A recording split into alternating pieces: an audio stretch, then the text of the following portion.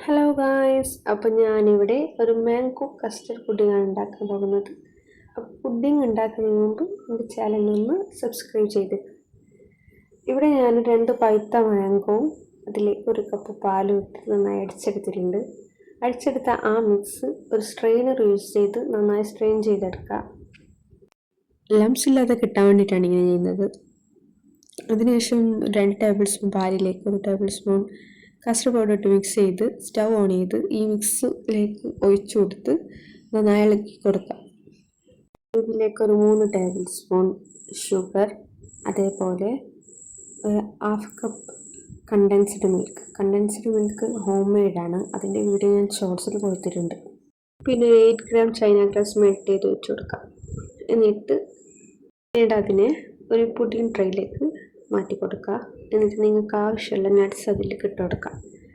ഗീയിൽ roast ചെയ്തിട്ടെടുത്ത nuts ആണെങ്കിൽ taste കൂടുതലുണ്ടാവും. പിന്നീട് ഇതിനെ ഫ്രിഡ്ജിലേക്ക് മാറ്റി വെക്കാം.